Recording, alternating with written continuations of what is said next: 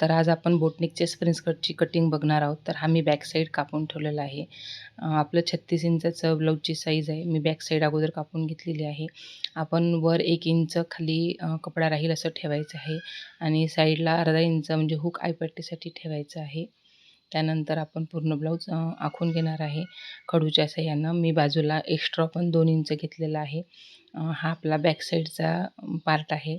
त्यानंतर आपण मोंडा आखून घेतलेला आहे. तर मोंडा आखण्यासाठी आपण अगोदर जी बॅक साईडची पूर्ण पार्ट आहे ना, तो आपण जसाच्या तसा आखून घेणार आहे. त्यामुळे आपल्याला थोडीशी म्हणजे लाईन मिळेल, की आपण कुठून पुढचं आपल्याला प्रिन्स कट तयार करायचा आहे. तर मोंडा मी 7 इंच घेतलेला आहे. तर आपण 7 ते 7.5 इंच घेऊ शकतो. त्यानंतर अर्धा इंच मी समोरच्या भागासाठी आतून घेतलेला आहे. कारण जो समोर फुगा येतो ना, तो याच्यानं म्हणजे येणार नाही. आणि त्यानंतर आपण मोंड्याचा छानपैकी आकार घेऊन घेतलेला आहे. हा तुम्ही म्हणजे फ्रेंच कर्वने देऊ शकता किंवा हातानं पण देऊ शकता. 1 इंचाचा आपण एक्स्ट्रा घेतलेला आहे मोंड्याकडून. 3 ते 3.5 इंचाचे आपण शोल्डर घेणार आहे, कारण आपलं हे बोटनेक आहे. त्यानंतर उरलेला जो राहतो तो 3.5 राहतो आणि अर्धा इंच आपलं जे हुक आहे बटन पट्टीसाठी आहे ते राहणार आहे. मी समोरचा गळा 7 इंच घेणार आहे. तर कारण हे एका म्हणजे 7व्या महिन्याचं ब्लाऊज शिवत आहे मी.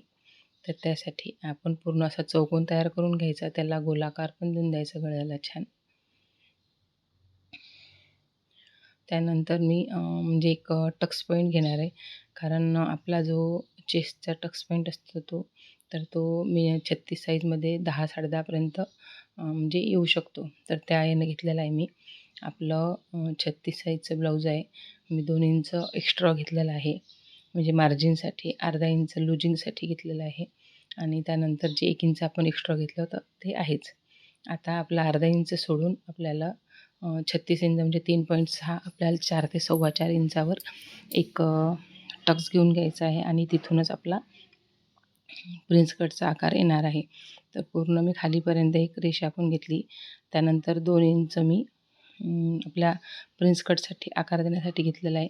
तर 1 इंच जो खालच्या आहे ना तिथूनपासून घेतलेला आहे आणि त्यानंतर मी मस्त असा प्रिन्स कटचा छान आकार दिलेला आहे. तर हे आकार जो आहे ना तो आपल्याला कटिंग पण करायचा आहे आता. कारण वरच्या साईडला बी म्हणजे मोंड्याच्या साईडलाही आपल्याला थोडंसं मधातून कापड उरला पाहिजे, तिथे एखादा टक्स आला पाहिजे तसं घ्यायचं आहे. इकडनं साईडला आपण 2 इंच घेतलेलं आहे खाली आणि जिथून आपण 1 इंच घेतलं होतं तिथून तिथपर्यंत आपण त्याला जोडून दिलेलं आहे. तर आता जे आपण 1 इंच एक्स्ट्रा घेतलं होतं तेवढं आपल्याला लांब होते ब्लाऊज, फक्त समोरच्या साईडला पाहिजे म्हणून आपण एक साईडला 1 इंचाचं जे आहे ना ते कमी करून घेतलेलं आहे. तुम्ही व्हिडिओत बघू शकता कसं केलेलं आहे तर. आणि त्यानंतर तुम्हाला आता बॅक साईड ठेवूनसुद्धा दाखवते मी, की आपला जो साईडचा भाग येते तो व्यवस्थित येणार आहे. आता मी मागचा मोंडा पण थोडासा कट करणार आहे, कारण साईडलाही थोडंसं जे बॅक साईडचा जो खालचा पार्ट असतो ना, आपण टक्स मारल्यानंतर तो साईडला एकदम लोंबकावून जातो, तो पण मी थोडासा अर्धा इंचपर्यंत कापून घेणार आहे. आणि त्यानंतर आपली आता आपण पूर्ण कटिंग करून घेणार आहे ब्लाऊजची. तुम्ही जर माझ्या चॅनलवर नवीन असाल तर माझ्या चॅनलला लाईक, सबस्क्राईब आणि शेअर नक्कीच करा. आणि तुम्हाला माझ्याकडून कशी व्हिडिओ पाहायला आवडतील, म्हणजे कोणत्या पद्धतीचे आवडतील हे पण नक्की सांगा. आता आपण जो मोंडा आखून घेतला आहे तिथून कापलेला नाही आहे, कारण आपण पूर्ण जोडल्यानंतर कापणार आहे तो. कारण अगोदर जर कापलं ना तर कमी जास्त होऊ शकते. त्यासाठी फक्त आकार देऊन ठेवलेला आहे तुम्हाला सांगण्यासाठी. हे पूर्ण आपलं समोरचा फ्रंट भाग झाल्यानंतर पुन्हा 7 इंचाचा मोंडा घेऊन आपण त्यावर अशाच पद्धतीनं आखून घेणार आहे.